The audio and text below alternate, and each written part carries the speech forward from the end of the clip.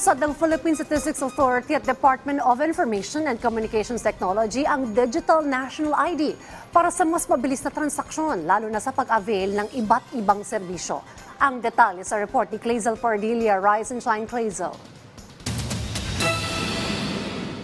Kung kailan nakalis na ng bahay, saka pa naaalala ni Hilda na naiwan niya ang bag na ito. Laman ang mga requirements sa pagkuha ng benepisyo ng gobyerno. Mahirap talaga pag yung isang ID na kailangan talaga nalilimutan ko. Tatawag ako rito sa bahay na yung ID ko ihatid mo rito kako. Ang magandang balita, opisyal nang inilunsad ng Philippine Statistics Authority at ng Department of Information and Communications Technology ang Digital National ID.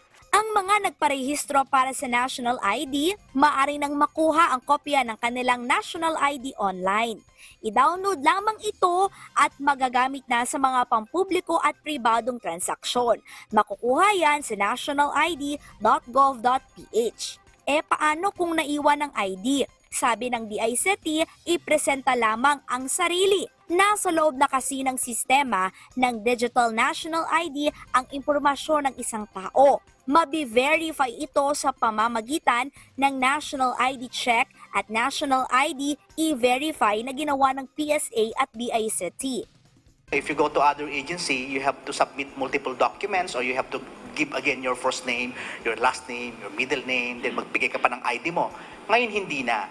Pag pumunta ka sa isang agency, physical man or online, at binigay mo yung information mo, let's say ako po si David Almirol, ito po yung birthday ko, at nag-fingerprint ako, yung agency hindi na siya mag-e-encode pa ng data.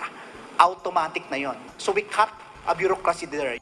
Ayon sa PSA, alinsunod ang programang ito sa utos ni Pangulong Ferdinand R. Marcos Jr. na palawigin ang digitalization sa ating bansa. Yan ay para maiwasan ang paulit-ulit na proseso ng pagkuha ng personal na impormasyon at mapabilis ang transaksyon, lalo na sa pagkuha ng mga government services gaya ng benepisyo sa kalusugan at edukasyon. Bahagi rin ito ng ease of doing business para makahikayat ng maraming namumuhunan. It will enable efficient identity verification to significantly improve the overall efficiency and quality of government services, especially in the delivery of responsive and timely social welfare benefits. Tiniyak naman ng DICT na hindi makokompromiso sa data hacking ang mga personal na impormasyon. Naka-full encrypt po lahat ng mga ito. Both internal and external attack, wala pong mangyayari kasi naka-zero trust policy tayo. Sa ngayon, nasa 87.6 na milyong Pilipino na ang rehistrado sa National ID at maaring kumuha ng Digital ID. Ipagpapatuloy ng PSA ang pagpaparehistro at pamamahagi ng pisikal na kopya ng National ID. Clazel Pardilia para sa Pambansang TV sa Bagong Pilipinas.